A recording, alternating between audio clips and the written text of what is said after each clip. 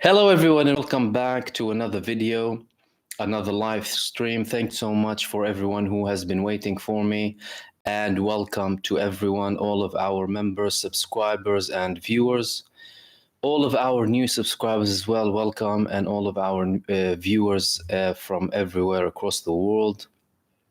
Thank you so much for participating in another live stream.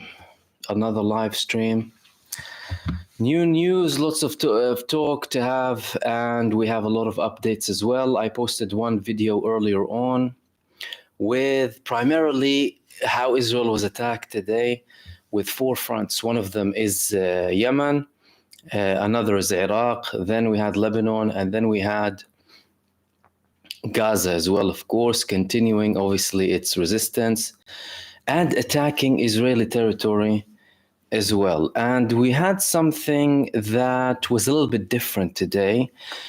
Not that it's unprecedented, it happened before, but in recent attacks that we had from Iraq, all of them almost were coordinated with Yemen. Today we had one that was coordinated with Yemen, but the rest were directly from Iraq, and everything has a meaning when it comes to Israel. The fact that the Iraqi resistance front is attacking Israel directly, that sends signals to Israel with meanings that, so the more you escalate, we have other intentions, we have other targets to hit, we carry out different types of actions. From Iraq on its own, although they had one other attack from Yemen, they targeted the Haifa port and they targeted Eilat or Rashrash, as it was known before the occupation of Israel in 1948. What I want to talk to you about in this live stream, and then obviously I'll open the space up for all of you. Obviously, if you're new to our live streams, these are more in-depth, or our videos are usually more short, to the point. So if you're a fan of updates or short videos, you can go ahead to my video section.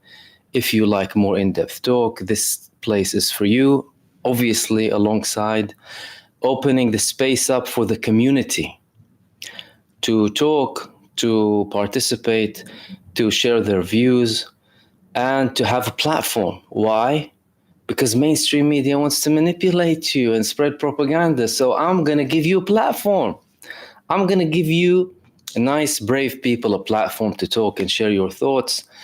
And I will bring your message as well on this platform, because we're fighting suppression and we're fighting propaganda and lies.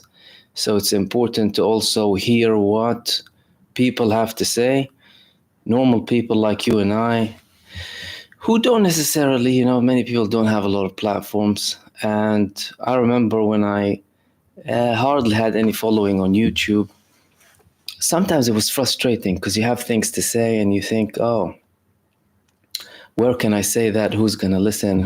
So that's for you as well. And I hear someone say, Irene is saying YouTube is playing with my comments. Lots of dodgy stuff are happening on YouTube recently, and I sent a message on the community tab just to check the subscription status of you. Many people are reporting not just playing with the comments, but also being unsubscribed by this thing, the YouTube Jinn or something.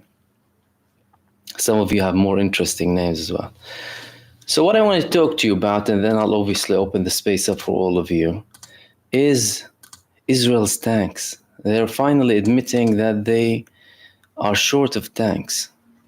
And people used to ridicule it when we used to quote the resistance saying that we targeted over 1,000, now over 1,200 Israeli vehicles, 1,000 of which are Merkava tanks, ladies and gentlemen, 4 and 5. With what? With Yasin 105, people who wear flip-flops. Defeating this paper tiger of an army with weapons that they manufacture. 1,000. And some of them wholly destroyed. Some of them left to burn for days without rescue. This is how Israel is keen on its soldiers, roasting inside the Merkava and leaving them alone. Some of them obviously partly destroyed, some of them needing spare parts, and Israel's obviously struggling. Now they're confirming, finally, they are confirming that they are in need of Merkava tanks. They are short, and they're short of manpower as well. I'll give you the details and what that means as well. So we had a couple of reports on several Israeli platforms, Israeli mainstream media. One of them is Ynet, said that the IDF admits for the first time in the war, we lack many damaged tanks and ammunition. We lack many damaged tanks and ammunition. That's the IDF. In its response to the High Court on a petition regarding the integration of women in forces maneuvering behind enemy lines, the IDF reveals that it has postponed the pilot for their integration for more than a year. Quote, there are many constraints that will prevent the opening of the experiment, including the incompetence of many tanks. The existing scope is not sufficient. The existing scope is not sufficient. Lack of tanks, damage to the war, lack of ammunition after they were forced to obviously say that. It was noted that the Chief of Staff decided to postpone the experiment of integrating female combatants into the maneuvering armor formation until November 2025 due to a severe shortage of ammunition and tanks that were damaged in the long fighting. The special units, which also included an addendum on the subject of expanding the existing tank for border protection, the existing tank capacity, obviously a number of tanks in the south, also the formation of the maneuvers in the war which crosses the border. The IDF, as it turns out, according to the petition, did decide to conduct a pilot for maneuverable armored fighters starting this October, but due to the constraints of the war, it is postponing it to November next year. It's postponing it, although they need manpower. Postponing it for what? Because they lack tanks and they lack ammunition. Despite all of the support from the US, despite all of the planes following one after the other going to Israel, they are lacking these tanks. Okay, I'm not going to go into too many details just to not take too much of your time. What does that mean? Well, that means that the resistance is right. So when people were ridiculing them, saying that, no, how can you? Well, firstly, number one, they publish videos constantly, even if YouTube doesn't like us to show these videos, and then they start removing them. Then they have numbers. And when they have numbers, by the way, the Palestinian resistance, these are the monitored numbers. These are things that are documented and guaranteed. And again, with their numbers, they will say targeted. Targeted means either destroyed or just targeted, right? Hit, damaged, okay? Over 1,200 so far vehicles. The vast majority are Merkava tanks. A hefty number of troop carriers, armed troop carriers, some of the modern ones, the Namer they call it, and the M113 that they had to get back in to use after so many of their modern troop carriers were targeted. So we have the resistance is actually correct in the numbers that they're stating. Israel indeed suffered. They published these facts after they were forced to, because don't forget, propaganda is like the norm, right? Israel is a hyper-pathological lying state, right? Then the weapons that the Palestinian resistance is targeting these tanks with are fine. They're not missing weapons. The resistance is not missing weapons. Gaza is not missing weapons. Despite the blockade, despite the ongoing genocide, despite the deployment of the IDF in Gaza, despite the destruction, despite them supposedly attacking the tunnel system in Gaza, despite them being in the Philadelphia corridor, and they're teasing Israel. They're teasing them. They're publishing videos of them manufacturing more weapons to target them with. Now, any person with an ounce of logic would say, so hold on a second, why are you continuing? If you're admitting that you're short of tanks and short of shells, and so many tanks are hit or destroyed, why are you continuing then? What's the point? Well, that argument is very valid, assuming that there is anyone with any logic leading Israel. There is no logic over there. You have no logic. The people leading this genocide are bigoted psychopaths. They don't make sense. Again, we talk about these facts day after day, obviously, to reveal what's happening and to counter the propaganda and spin and lies that are on mainstream media, but also to show exactly what's happening with Israel as a state and Israel as an army, and how much of a failure this military campaign is. And when we say that Israel failed militarily and Israel failed politically, these things only support these facts that Israel has been defeated militarily and politically. Excuse me. Now, obviously, they're too arrogant in general. They're too arrogant to admit.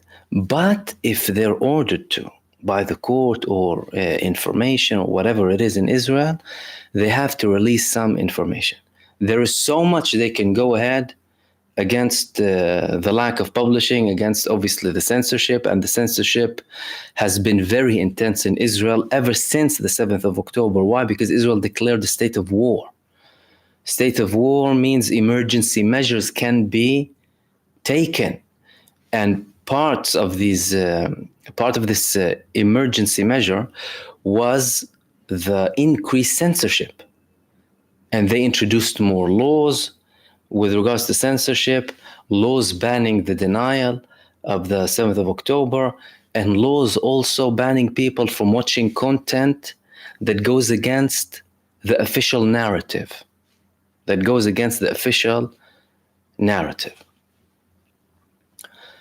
So clearly they're suffering. But they're continuing.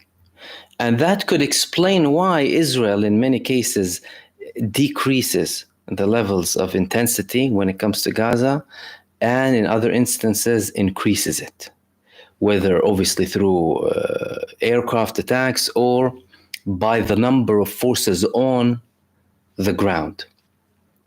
But again, so long as Benjamin Netanyahu is there, he's continuing. And that's what I wanted to share with you in this live stream. Let me open the space up for all of you, see if you have any input for me to address. Like I said, I posted another video that you can watch after this live stream with the latest updates from obviously Gaza, Lebanon, Yemen, and Iraq. If you have watched that and you have any questions, obviously, you can let me know.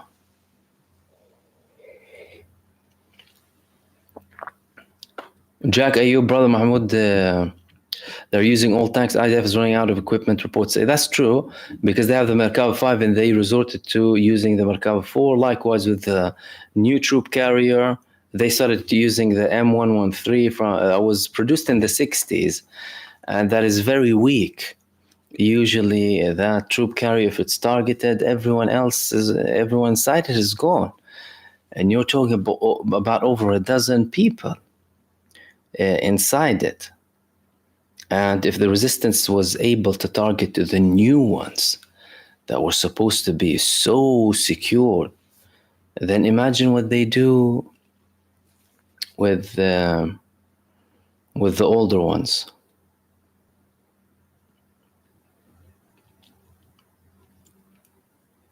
I think this is Dmitry. I'll look into it. Yeah. Apologies if I haven't got back yet, but I'll look into that for you.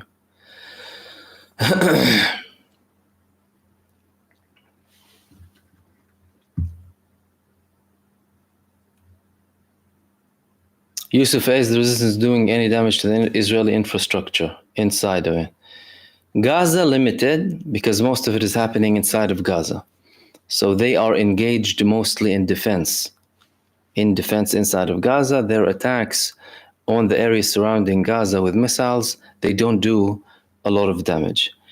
With regards to Hezbollah, again, they're not targeting the infrastructure so much as they are targeting the bases and the locations where attacks on Lebanon are carried out from, like intel bases, command bases,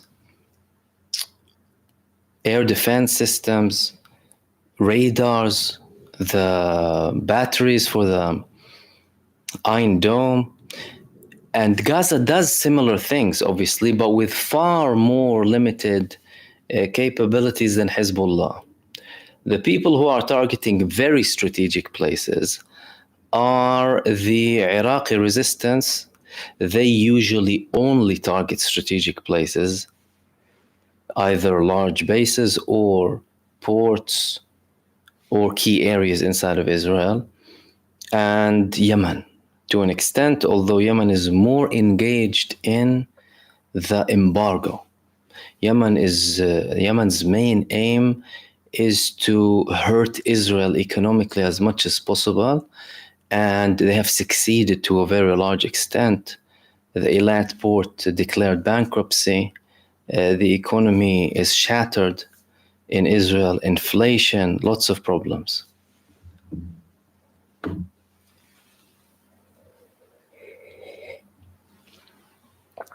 James Thompson, Mahmoud, did you see the groveling UK Foreign Secretary today? I'm utterly disgusted, shameful.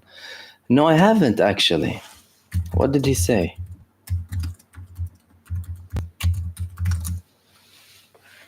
David Lammy, more like David Lamy. Okay, visit to Israel. What are we expecting?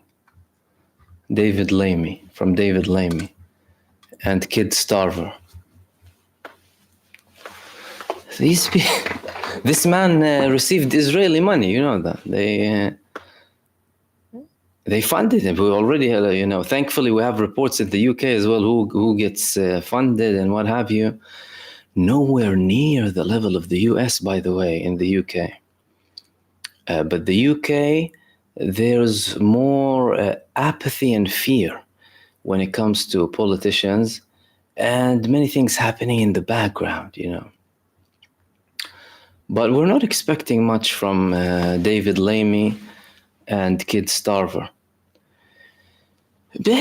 Starver, you're talking about a man that opposed the ceasefire. The man opposed the ceasefire. What are we expecting from him? Starmer.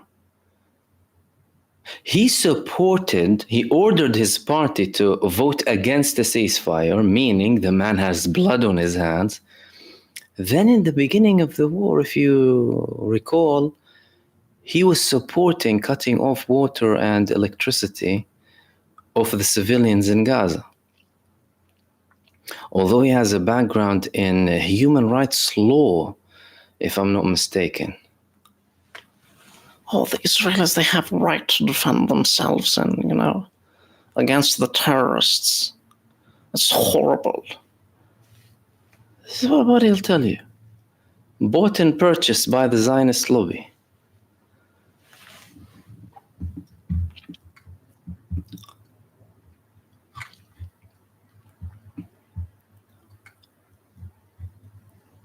Faraz Hussein, thank you so much.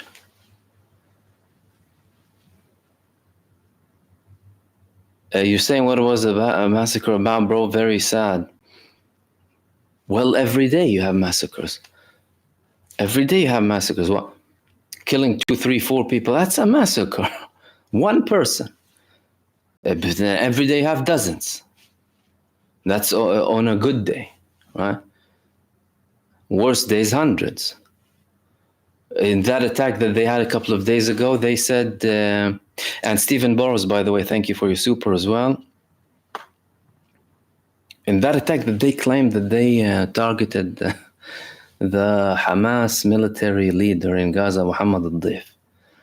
We spoke about that. They only used that as an excuse because they intended to commit a genocide against the people. They intended to have a barbaric attack, but they know now more eyes are on them. They have less popularity and support in general, so they need to justify it in one way or another. So they said, we targeted MahmoodOD. Firstly, based on intel. Okay, firstly, based on intel, you have intel about the man. The moment that he's released, you target him. If your intel is so great, and you're in Gaza already, show us your capability. That's number one. Number two, does targeting an individual give you the right to brutally massacre hundreds? You see, this is the equation that they want to create.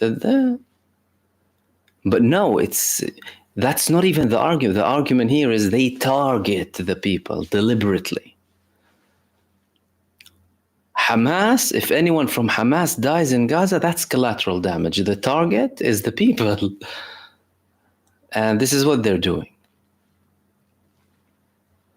AH is asking, what's the latest with Ansarullah? Today they attacked 2 ships and they had a declaration.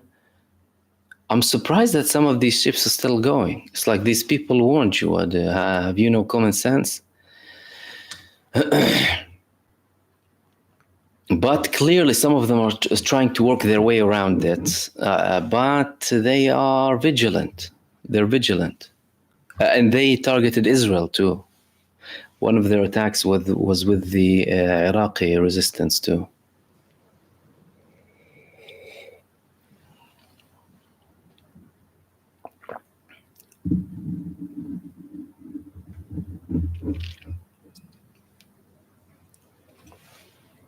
Franny, what does it profit a man to gain the whole world and in the process lose his soul? Is a scripture that I heard a lot growing up, but never really thought that hard about it. This is that. True.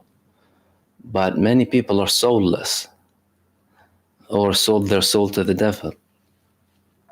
You see, people who do these things, it's like there's nothing functioning inside. You know what I mean? But that's a very interesting quote.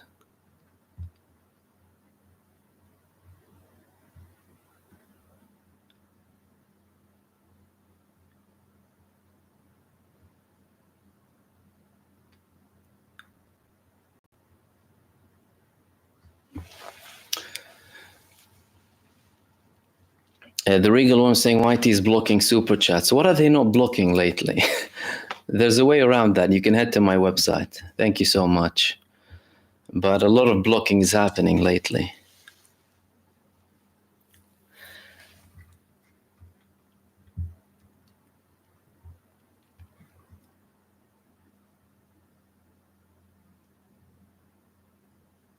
Spacehead, what's the likelihood of IDF invading Lebanon or at least trying to on the day of Netanyahu's DC speech? Oh, I don't think it's very likely to happen on the day because we had reports in Israel saying that he will be trying to lobby decision makers in the United States to support him in a war in Lebanon. The defense minister was there already. When the defense minister came back, he lowered the tone with Lebanon.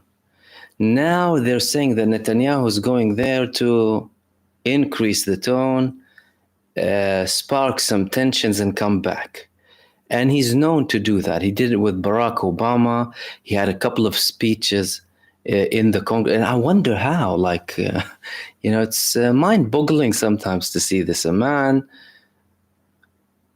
who is committing a genocide, as confirmed by the ICJ, by the way, due to get an arrest warrant, going there. But again, he was trying. What are we surprised about the United States? Well, they committed far bigger genocides than Israel. Again, what Israel is doing in Gaza in comparison to some of these countries supporting it is peanuts. What, in comparison to what the US did across the world, the UK, France? What, who, which other countries do you want me to name you? These people killed tens of millions of people. So they're looking at Israel as a pathetic little country, only killing like, 40,000 people. We did that in a day, France will tell you. Or the US or... the Regal woman, thank you so much. Clearly it worked. Thank you so much for your super. Much, much appreciated. Thank you for your continued support.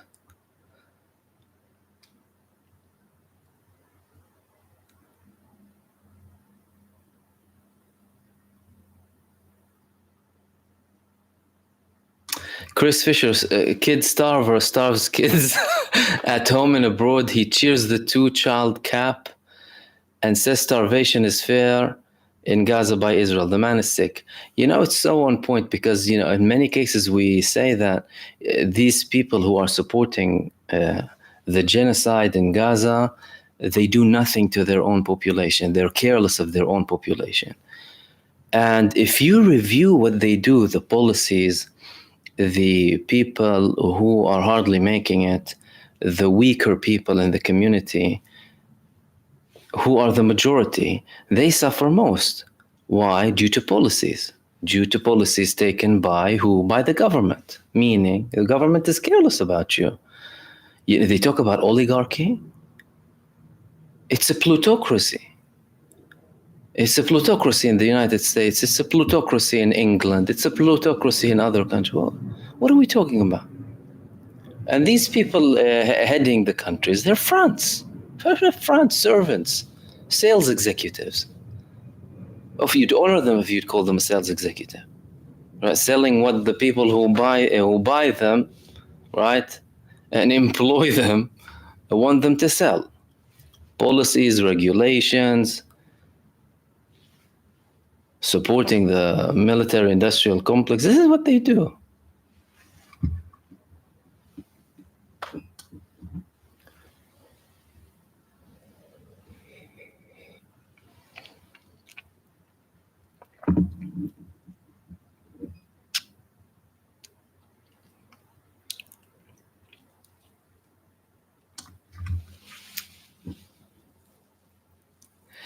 Omsi, how plausible is it that Yemen and Iraq implement a phase to neutralize the Jordan GCC embargo, violating land bridge? You see, this is the tricky part here. You have certain countries doing something honorable and trying to apply pressure on a country committing genocide as confirmed by international law and is visible to anyone who has a set of eyes. They're faced with countries who are doing their best to show their loyalty to this country committing genocide and its masters. I mean, how shameful is it that you have aid trucks going in from Jordan to Israel? How shameful is that? Now, a couple of things to note here. Number one, this doesn't make up the loss.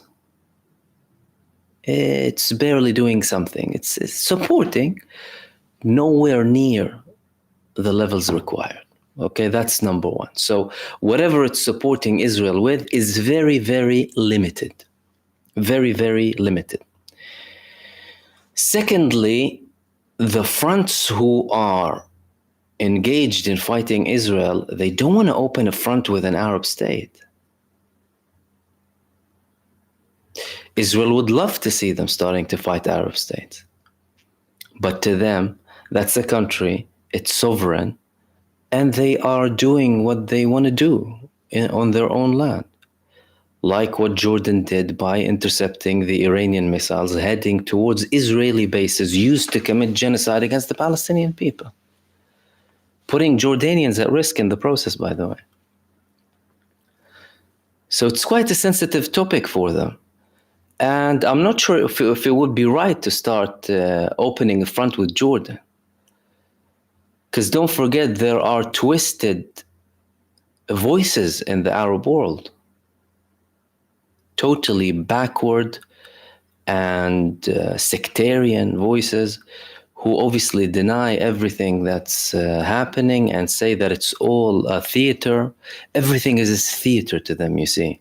Some people find it really difficult to admit that other people do more honorable things than them. Some people have levels of cowardice so high to a level where they can no longer recognize bravery. Some people are so blind that nothing would shine a light on them. Not a candle, not a fire cap, no nothing.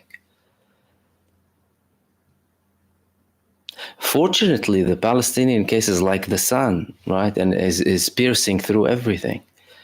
Yet despite that, they will tell you, no, these people are acting, it's all a show. Nothing is really happening. So that's why it's a complicated topic. It's a complicated topic, and Israel would love, the Arabs starting to fight together and what have you. The US is pushing Saudi Arabia to do that now with Yemen. And so far, Yemen told them, so long as you're not attacking us, okay. But if you're going to come and harm us, then we have a bank of targets. They published the bank of targets the other day, and Abdul Malik al-Houthi, he told them, banks, you attack our banks, we'll attack your banks. Ports will hit your ports. And they showed them images of their airports and what have you. Yet Saudi Arabia is taking the risk. Why are they taking the risk? Why are you taking the risk? If they're only worried about their economic status and, covering up the ugly face of this regime, a brutal regime, by the way, doing all of these fancy stuff to show themselves as, an appealing place to be, and, ego battles with the UAE and stuff like that. Why are you doing that with Yemen and risking it? Clearly, some people in the US still have leverage on them.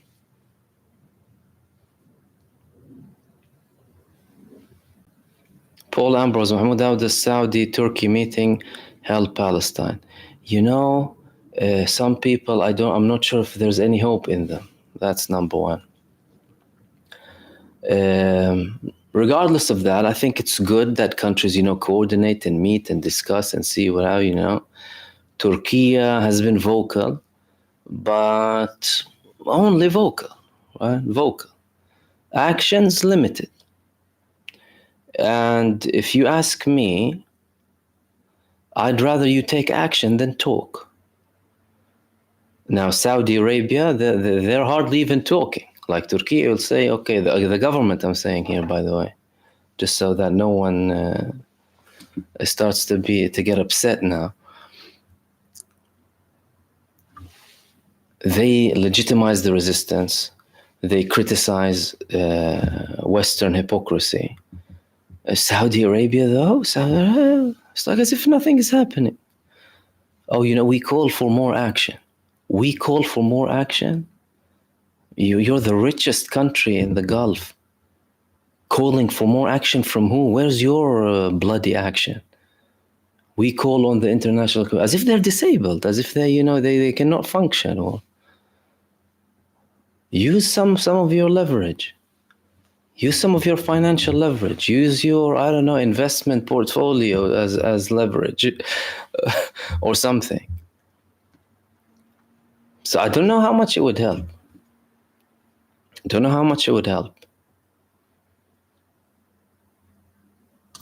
And don't forget that these talks, although obviously Gaza will be included, Turkey and Iraq are working on large economic projects, including this economic river, if I'm not mistaken, that's due to take place soon. And a lot of coordination might happen with obviously Saudi Arabia. Things to do with oil and stuff like that.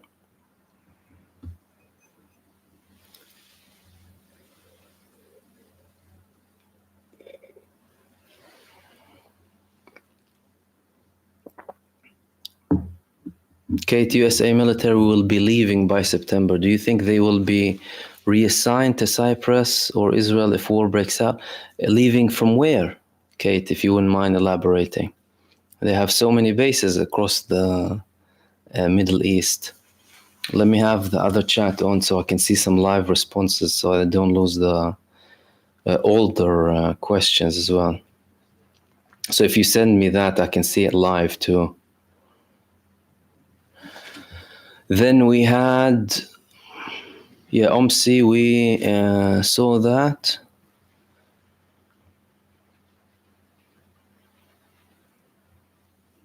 AH, what are your thoughts on the Palestinian faction, including Hamas and Fatah, meeting up in China in the coming days or weeks? Hopeless meeting. Why? Because you already have a side in the form of the Palestinian Authority led by Mahmoud Abbas in the West Bank, going against every unity possibility. We spoke about the representative of the PFLP who said after the meeting in Russia that the Russians were advising them to have more unity and what have you, and that the only obstacle was the Palestinian Authority in the West Bank, because they cannot untie themselves from Israel. Now they had the statement blaming Hamas for the genocide, putting Hamas in the same box as Israel. Hamas is as in charge of this genocide as Israel. Imagine. What kind of unity? That's the thing, when we talk about unity with what? You unite, you gather with people who you share some values with. You're talking about two completely opposing projects. A project that is employed by, dependent on apartheid, and its survival, its existence is tied with the existence of apartheid, by the way. People need to understand that this is the reality. And I know it might be a little bit difficult for people to digest. The existence of the Palestinian Authority in West Bank is tied with the existence of apartheid.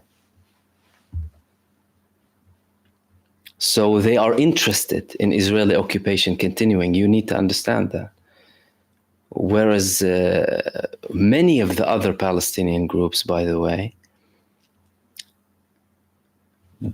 have a completely opposing view. They want to be liberated from apartheid. But these people profit from apartheid to a level where the people who fund them criticize them, like the UAE.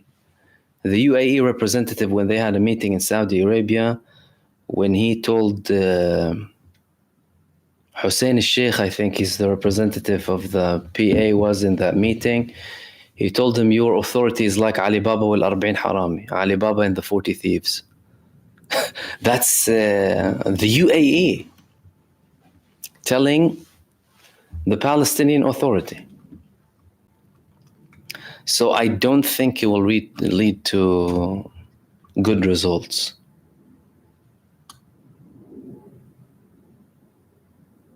And they had a meeting before. Don't forget, they had a meeting before.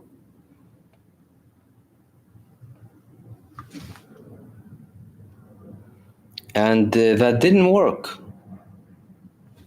That meeting didn't work in China.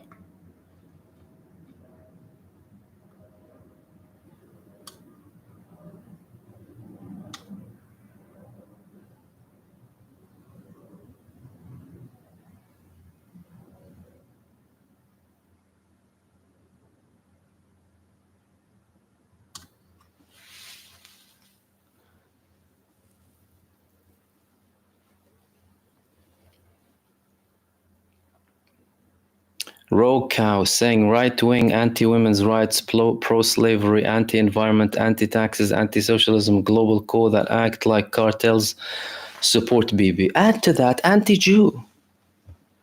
Add to that, anti-Jewish. People who have hatred for the Jewish people. In Europe, he's tied with them, Benjamin Netanyahu, to a level where he gets criticism in Israel. They tell him, how can you shake hands with people with, anti-Semitic views, as they label it.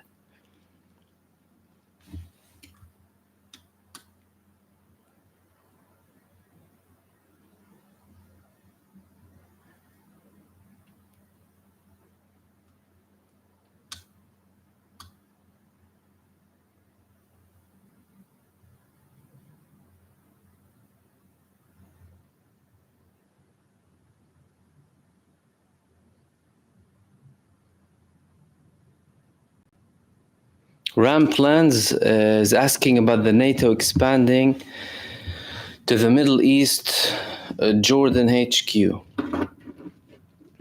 They should change their name, the NATO. I mean, what was the latest with that? I mean, we heard the reports, but I'm not sure anything has been finalized. Okay, they opened an office, liaison office. That's, yeah, I mean, you know, having a NATO member that is in the Middle East is an expansion, a step, unless they want to change the name. Northern Alliance, Northern Middle Eastern Southeast Asian Alliance, because now obviously China's blaming the US. They're saying that they are forming a Southeast Asian NATO, right? And all of that is what, by the way? Well, what is NATO? It's the US poodles in Europe. They're like dogs on a leash to the US empire. Whatever the US tells them, they'll do. Even if it's contrary to the benefit of the people of Europe, even if it harms Europe economically, even if it destabilizes Europe, even if it adds more security threat to Europe, hell, even if it pushes us to World War III, they are tied with the, what's NATO? Well, these are fronts for the United States.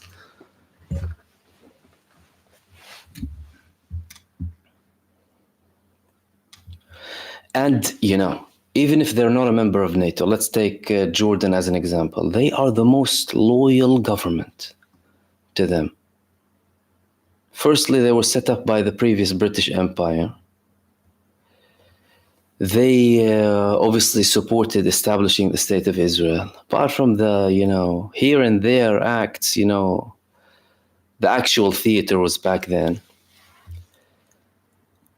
But what are we expecting from them? In effect, they're serving the US project. So what does it mean if they're a member of the, apart from the technicalities, you know, okay, if we get attacked, other NATO members attack, all for one, and all of this garbage. But it will cause problems, obviously, in the Middle East too. And these are desperate attempts, by the way.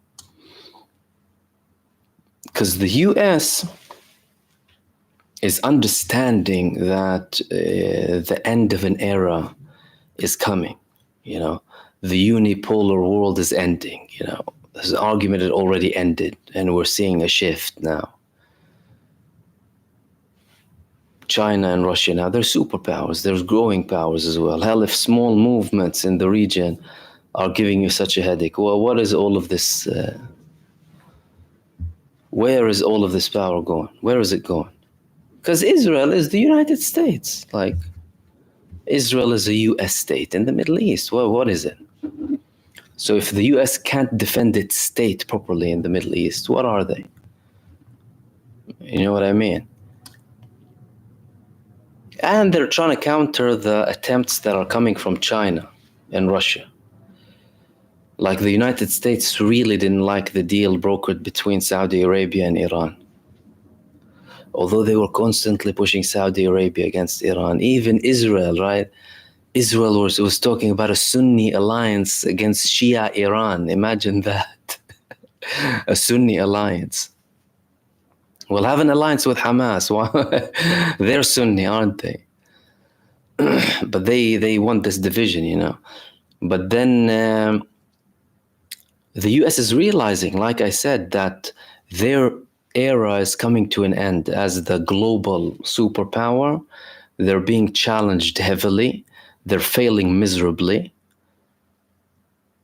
And they'll try, obviously, you know, tying more people with this cancer called NATO.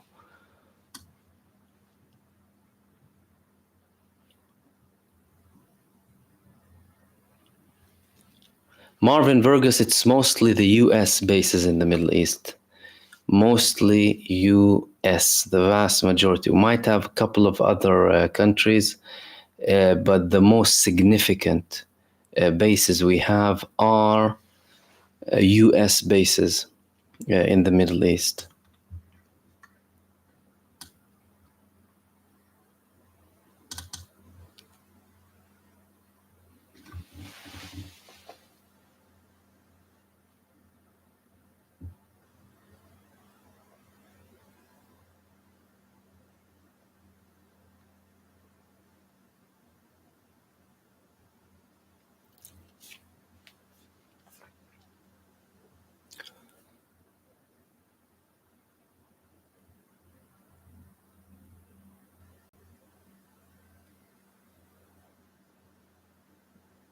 Faris Al-Anzi is asking me a question in Arabic. I'll translate it briefly.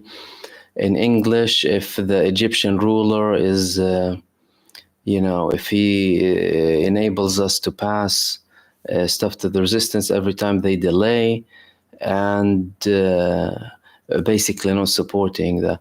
Listen, I mean, what are we expecting from the Egyptian government? The Egyptian government came in a military coup. They're doing stuff, obviously, for their own purposes. There is indirect support. They try and keep it quiet as much as possible. And Israel is used to having governments like the Egyptian government next to them that do not intimidate them.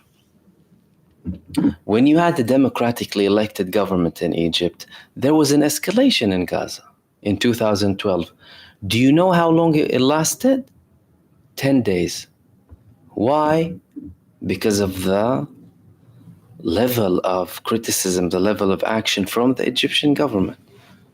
They even sent the prime minister to Gaza at the time. In 2014, after the military coup, that lasted over 50 days. Over 1,400 people were killed, over 5,000 wounded. Now there's a full-blown genocide happening. And again, Israel is not intimidated by anyone. If you had someone who, intimidated Israel to an extent, you wouldn't have had this. You wouldn't have had this whatsoever. Let's see if we have anything else before we wrap up.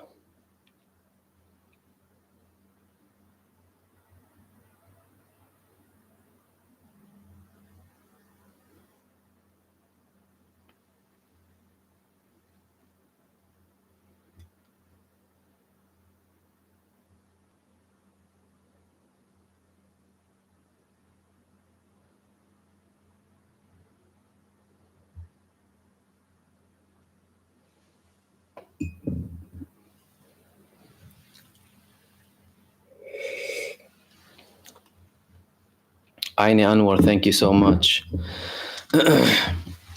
Charles Shatuk, Mahmoud, if there was a two-state solution and there was a vote for new leadership in Palestine, would Hamas allow future free and fair elections for the Palestinian people?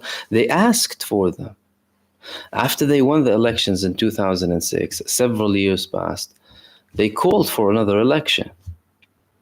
However, they were met with the refusal of the Palestinian Authority. And obviously with the consequences of 2006, after they took down a military coup against their elected government, although they called for national unity government, you had the Palestinian Authority in the West Bank taking all of the measures against Hamas too. So it was a big split. I think if there were to be, although it is very, very, very unlikely, a two-state solution with full sovereignty, then yes, I mean, Hamas proved that they participate in democracy.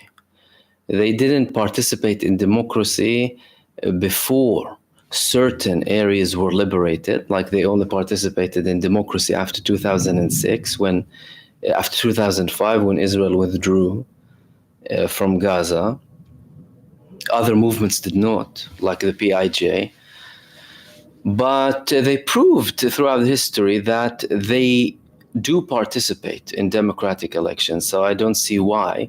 But again, with the two-state solution, that is something that is so unrealistic now, and you don't have anyone in the Israeli political level, whether opposition or coalition, who is looking to enable anything as such. They deny the existence of the Palestinian people. Israel is led by a person who denies the existence of the Palestinian people. He'll tell you with all audacity, Milekovsky, who came from Poland, alongside all of Israel's leaders who came from Khazaria, as immigrants to Palestine, foreigners changing their names and their identities. He has the audacity to tell you that the Palestinian people are people who traveled from other countries and came. They're Egyptian and they're Syrian and they're this and that. And some of their genius historians will tell you, oh, well, look at this family name, Al-Masri, for example, the Egyptian. You ignorant imbecile. How many family names of Palestinians have names of Palestinian towns and Palestinian villages? Al-Nasrawi, Al-Asqalani, Al-Maqdisi, Akkawi, and all of that. But again, they'll push for this. It's a pseudo-state, it's pseudo-history, pseudo-facts. Everything is a lie. And the only true and genuine and full and complete solution would be a one-state solution with equal rights for everyone. And let people choose who they want. But again, this is something that the apartheid state and its backers do not want. They're dying to protect apartheid. They're dying to protect supremacy. Dying to protect Jewish supremacy, dying to protect ethnocracy, dying to protect genocide and ethnic cleansing. Otherwise, think about it rationally. It's more cost effective, it's less bloody, it's in line with the values that the West preaches, right? Democracy, equal rights, It's in line with international law. What's the problem? What's the problem? And it's very implementable, very easy.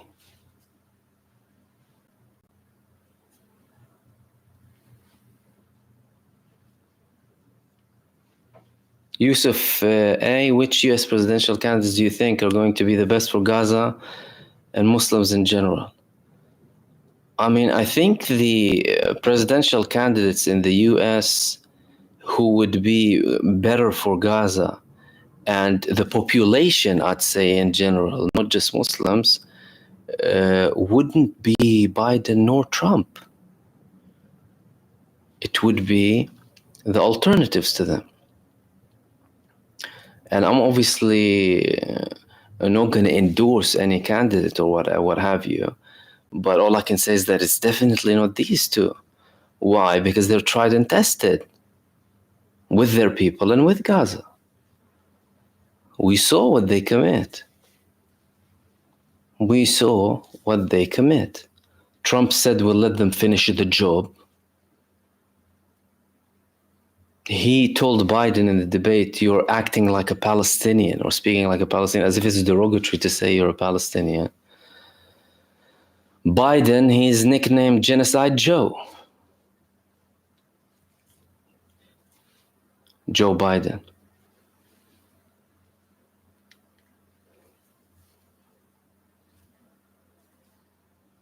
Paul Ambrose, Mahmoud Lamy condemned the settlements while hugging Bibi. How dumb do they think we are? Listen, it's not how dumb they think you are. You and many people are very intelligent to know what's happening. It's how much they know they can get away with it because of the general apathy and overall ignorance. That's why. Why? Because they get away with it, it's fine, Lots of people are apathetic, careless, or cowards. And, they can get away with that. So it's not like he's, doing something new. And look, you're talking about the UK. You had a prime minister here, although you had hundreds of thousands, if not millions of people in the streets before the invasion of Iraq, before this illegal, abhorrent, barbaric medieval war in Iraq and Afghanistan, under the banners of democracy and human rights and women's rights, and the list goes on. He went and committed war crimes, killed over 1 million. Iraq and Afghanistan, over 2 million. Most of them innocent civilians. Destruction, chaos, based on false evidence, weapons of mass destruction, right? You even had an inquiry that did nothing, but like a show. There was an inquiry. He came back and he was honored. He was honored. He received the knighthood. You see, you're living in countries that celebrate genocide. They celebrate colonialism and crimes against humanity. So what Laimi is doing is nothing surprising, because the establishment, the system enables such behavior.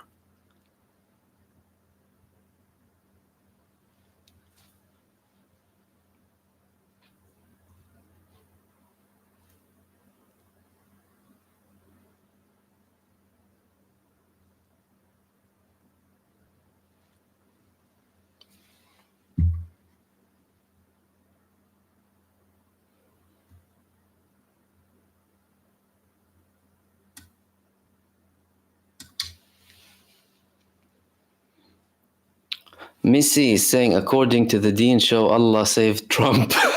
Allah saved Trump. And you also said Allah saved Trump, so why isn't Allah saving our Palestinian cousins? Okay, I haven't seen that, really. I haven't seen that video, but an interesting statement. Firstly, you know that Allah is the Arabic word for God. So Christian Arabs and Jewish Arabs, they don't say God like the English-speaking people. They say Allah, okay? So that's number one. Secondly, if he saved Trump, interesting theological debate. Look, there's fate, obviously, right? There's predestination. And assuming that everything is going to be perfect is not in line with any divine plan or the nature of the world. So anyone assuming that everything needs to be good, or if you, for example, start to believe that everything is going to be fine and we're going to have this eternal heaven on earth, is delusional. That's not realistic, and that's not even religious, at least from an Islamic perspective. You will have problems up until Judgment Day. The earth is a temporary place. It's not a resting place. It's not an eternal place. It's a very short period of time that we're here, up until we go to eternity, either in hellfire or in heaven. And there's going to be problems along the way. We're going to be tested. In Islam, we have a verse that says, وَلَنَبْلُوَنَّكُمْ بِشَيْءٍ مِّنَ الْخَوْفِ وَالْجُوعِ وَنَقْصٍ مِّنَ الْأَمْوَالِ وَالْأَنفُسِ وَالثَّمَرَاتِ وَبَشِّرِ الصَّابِرِينَ. Meaning, we will test you with fear and hunger and loss of family and money and family, and yourselves and your family. And وَبَشِّرِ الصَّابِرِينَ, as in give good news to those who are patient. So those who are patient and persevere obviously receive the reward. And it's interesting because, many people start talking about these things in critical conditions and during hardships. And again, that's not something that is realistic, number one. On earth, you'll always have problems. You can obviously strive to change them. And you can't put the responsibility of people's actions on God himself. It's like now, look at Gaza. We have a genocide committed by a state called Israel, supported by who? Other countries across the world. Why are they doing that? They're enabled. And they're not intimidated. Right? They're not fazed. They're not threatened to the level that would prevent them from committing that. So if we all focus on our responsibility instead of obviously throwing the thing on God, on Allah subhanahu wa ta'ala, then we would be in a better place. We control our actions. And if you talk about crimes, there are people there. You have an address to the criminal. Oh, is God coming down from the heavens and brutalizing people? Who's piloting the F-16 dropping the bomb, and who ordered him to go? Right? This is what we focus on. And a similar debate arises, when people talk about, the people behind the scenes, right? The people moving the politicians. It's nothing. They're front and they're ordered by this group and that group to do that. Assuming that's correct, I still have an address. I still have a person ordering something to happen, and a crime is being committed following his order. So I go to the address.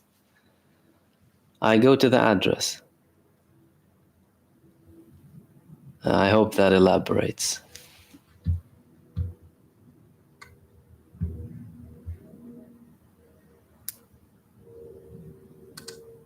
Nasra H, thank you so much for your super. America runs on the racism system for real. Lots of countries run on racism because racism is something very easy to control people with. Tell them there are a group of people, they are the problem. The foreigners are the problem. The immigrants are the problem. This ethnic group is the problem. That religion is the problem. Easy. Divide and rule. So that they can create a supporting base, and they will feed on this racism, by the way, although this racism affects their social cohesion, their productivity, it affects their security, it affects so many things negatively, but they'll do it to stay in power so that people can seek refuge in the government. As if this person who's telling me that that's the problem, he's my savior, so I can go to him. Not knowing that they are the people who cause them the misery, because they are the same ones implementing policies against their own population, that they are brainwashing. And it works in many cases, promoting hatred and racism. Although they constantly bang on about World War II and Nazism, it's like, didn't you get that, what racism leads to eventually, and fascism and mass murders? And again, some people might want mass murders. Who knows? Some people probably think, okay, fine, mass killings, less people to control, an easier job. And we have our money. We have our safe places. We have our nuclear bunkers. What's the problem?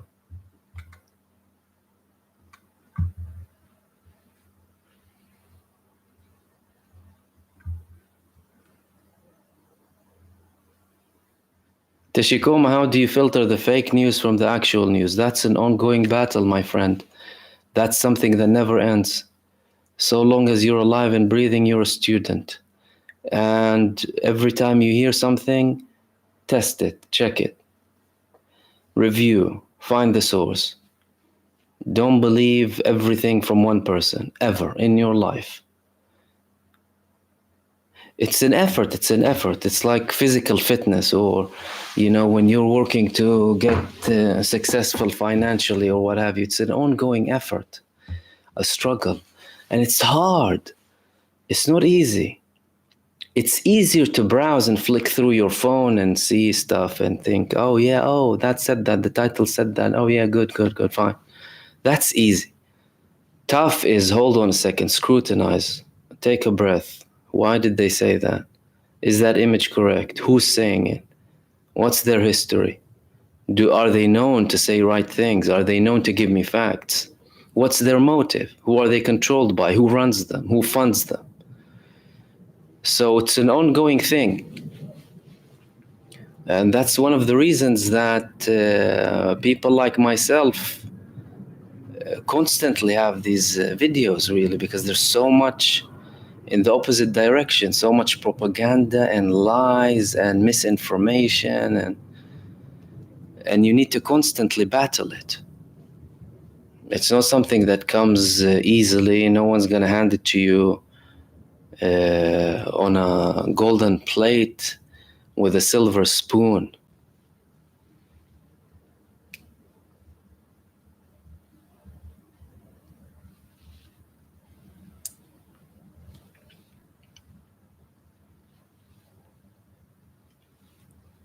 Philip Kuz, I believe this 100%, Mahmoud. Just live with what's in front of you, help those who need help, and don't need to be rich to be happy. No, and you know, some Arab poets, one Arab poet, his name is Shafi'i. He was a religious scholar too, but he was a poet too. He said the word rich in Arabic is ghani, ghina. But it also means in Arabic, ghani, right, is not needing something. And he had a poet where he said, فَلَمْ يَغْنَ مَنْ لَمْ يَغْنَ عَنْ بَالِهِمْ قَنَعًا. He started off with saying, وَسَلْ بَاطِنًا مِنْهُ الْغِنَى عَنْ غِنَى الْوَرَى فَلَمْ يَغْنَ مَنْ لَمْ يَغْنَ عَنْ بَالِهِمْ قَنَعًا. Meaning, ask God to be rich in the meaning of not needing anyone, because those who were never content never became rich. They never became rich. So if you have everything and you're not content, then you're not rich. But if you have very few things and you're content with what you have, then you're very rich and happy. And again, no problem in people striving to be financially rich. It's good. Why not? But so long as you are content, obviously, because if you're not content and if you're not appreciative of what you have, whatever it is, then that's miserable. That's misery for you. And Bad Wolf is saying the problem with bunkers, you cannot come up for 1,000 years. No, you can't.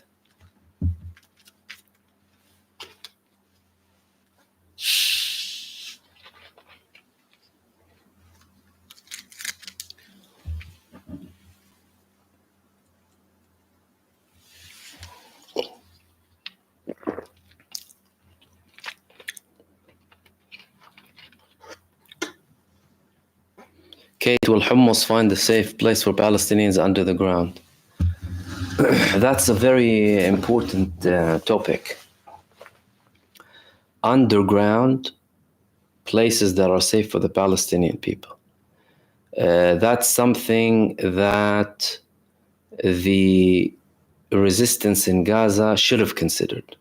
That's something that should have been considered. Obviously, Gaza doesn't have a lot of, if hardly any, shelters, for example.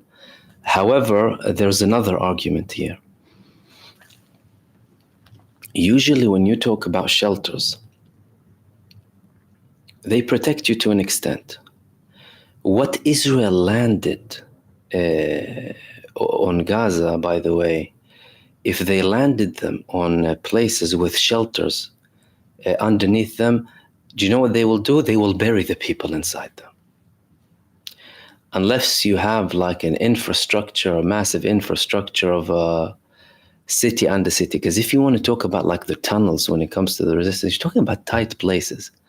It's not like you're living in large places. They're just doing whatever they can to pass on, things to fight with Israel. So that's something, but it requires way more resources and funds than what they have over the ground. way more. And that's not something that they are able to do in the near future as well, by the way.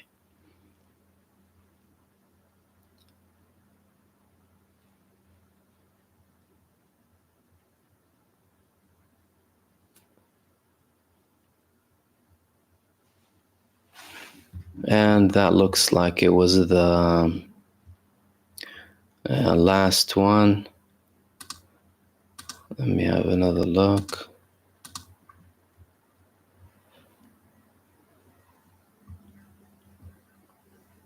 Abu Qaddur, is the new Iranian president a puppet of the West, or is he following the game plan of the old regime? Listen, no, you can never, under the Islamic Republic of Iran's government and system and establishment, you can't have a president who's a puppet for the West. Why? Because any presidential candidate needs to be approved by their Supreme Council. There's a Supreme Council in Iran that needs to approve presidential candidates. Once they go through the process of approval, then they can become the president. Some of them might have more liberal views, some of them might have more conservative views, and this president is considered to be more liberal, more of a reformist. He was pushing for lifting the restrictions on, for example, women's wear, this policing of individuals and their lifestyles. And he's considered to be a follower of the pattern of Khatami, Rafsanjani, and Musawi. Some of them faced house arrest. Musawi, for example, and a couple of others. Too, Rafsanjani had certain restrictions too. He's considered to be one of them. So he wasn't, according to reports in Iran, he wasn't the supreme leader's favorite. They ideally wanted Jalili. But when he won by a good majority. 16 million votes. And you had a very good turnout in the elections. Shows you that obviously the Iranian people were looking for a change when it comes to societal issues. However, when it comes to things like foreign policy, things like security and what have you, you don't change a lot. And his latest communication with the Secretary General of Hezbollah and the leader of Hamas, they just proved that, we're continuing to support you up until the liberation, and Palestine is the main cause for us. All of these things prove that the man hasn't changed, hasn't shifted from the main Iranian approach, which is independence, sovereignty, and supporting the Palestinian case. That's the thing, you're talking about a country that ever since the revolution in 1979, Palestine was on the top of their list, and that's before the formation of organizations like Hamas and stuff, by the way. The founder, Khomeini, he had good relations with Yasser Arafat, who was from the PLO. Now, obviously, there's an argument they were leading the project at the time and what have you. But signaling that you don't have to be in line with them ideologically or religiously for them to support the cause. So that's not something that will change. And he already made statements proving that will not change. So you won't all of a sudden see a shift. You might have a change of tone when it comes to certain countries. And Iran will continue down the path of supporting the resistance undeniably.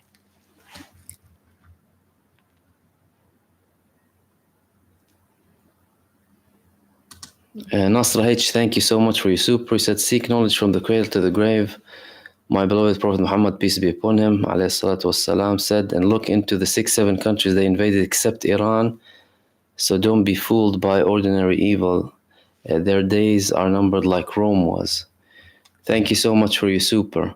Look, every empire gets to an end. Usually when you reach the top, you start dealing with pathetic stuff, and then you start collapsing.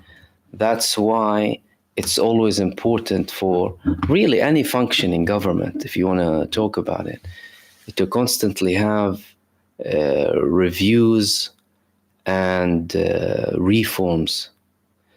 Reviews and reforms. If you don't have that, then you're going to be high with the fact that, oh, I'm on the top of the world, or, you know, we reached the end of history, some of them will tell you. There's nothing more to be produced after this. We're on the top of the world. Hey, that's when you start falling down. Marvin Vergas has Iran done anything to get ready for conflict? I mean, conscription, mandatory, voluntary. The Iranian women serve in military. Iran, they have the biggest army, one of the biggest, if not the biggest army in the world in terms of numbers, by the way. Everyone goes to the army in Iran. Most people go to the army. They serve for at least 3 months. Women, I think they do. I assume they do have women. Women, you know, participate in most parts of society in Iran. They have leading positions. Obviously, men are the majority, but they wouldn't be facing problems with numbers. And in terms of preparedness, they're prepared from a very long time ago. You're talking about a nation that faced a pointless 8-year war with Iraq, where so many people died, and they continued. And they are where they are now. And they're in a much stronger position now, by the way. Much stronger position. Now they manufacture and sell drones globally.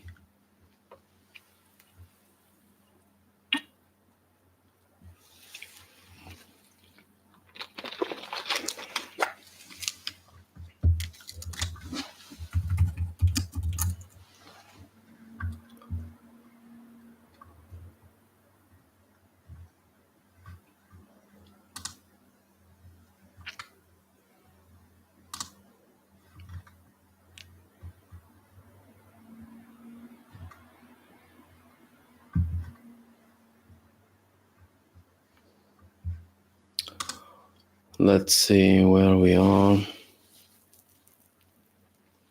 Messi Maz King Faisal was a strong supporter of Palestine. He also supported the Islamic revival.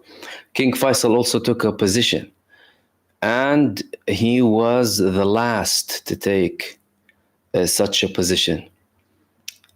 He had an oil embargo. And he was very fierce. He had very strong positions. And he ended up being assassinated. Very shady assassination.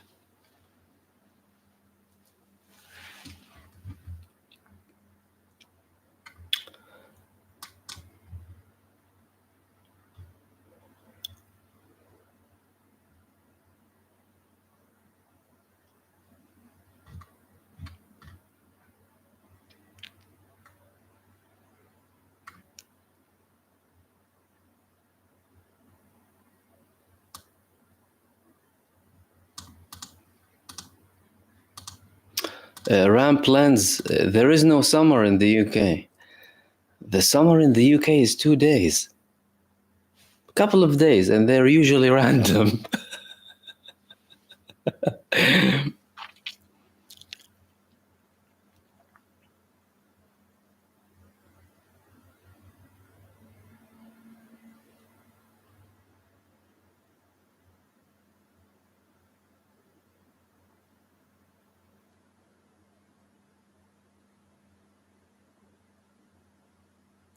Mr. Y, why don't we demand the government to affirm interest in Muslim and Christian citizens living like all Israelis in peace and security while preserving all their constitutional rights?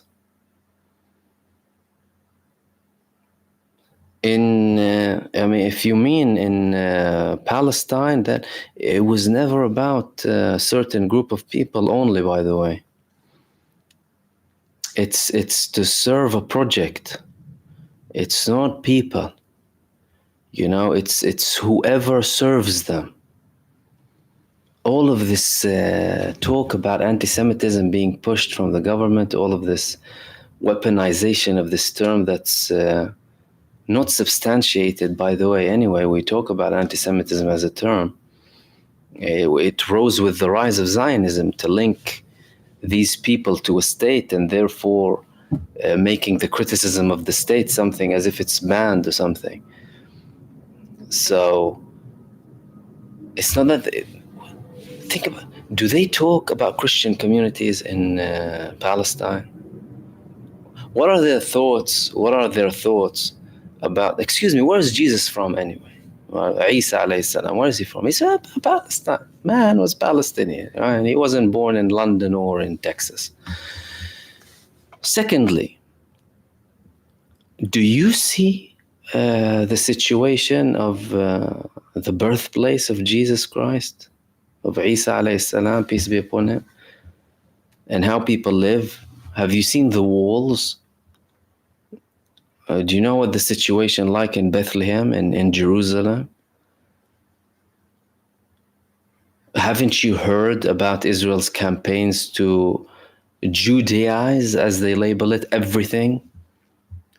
Stealing and having dodgy deals to steal property of Christian communities who have been there for thousands of years.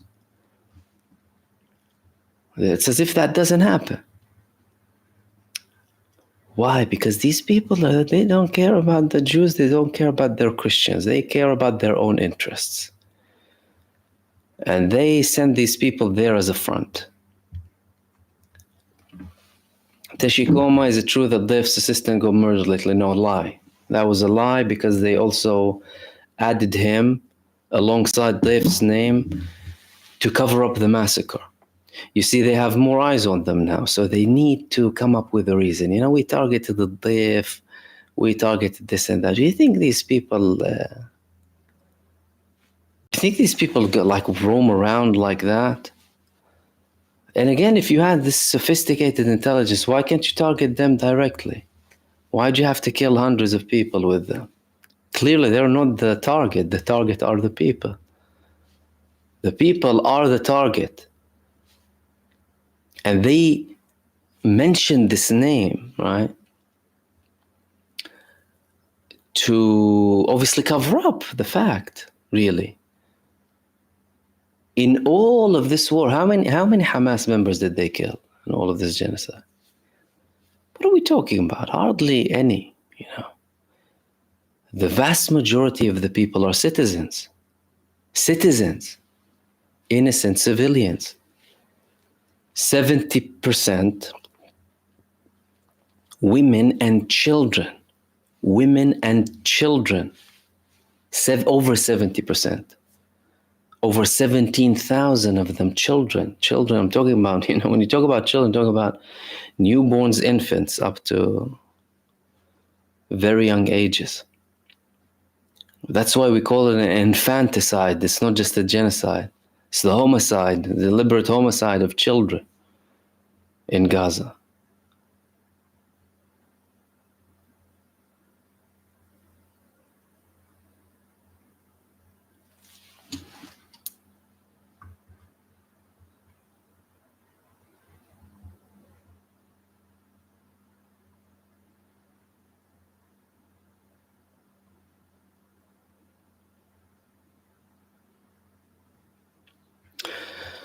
Okay, let's wrap it up there then, ladies and gentlemen. The Virus 455, thank you so much for your super, by the way. We'll wrap it up there. Thank you so much for everyone who participated. I'll hopefully be with you tomorrow again. If you haven't seen my previous video, you can go ahead and watch it. I posted one video earlier on. I'm not sure if I'll have another one tonight, but tomorrow we'll definitely, hopefully, have some more stuff. Thank you again for all of your contributions and your comments. And I'm sorry if I missed some of your comments, by the way. Usually with the live chat, you'll miss some of the comments. Special thanks to Stephen, Faraz, J. Abdul Malik, the Regal Woman, Aine Anwar, Nasra H, and the Virus 455 for your supers. Much appreciated. Like I said, I'll hopefully be with you tomorrow. Apart from that, enjoy the rest of your evening or day or night, depending on where you are. And I will see you soon in the next video. Peace, everyone.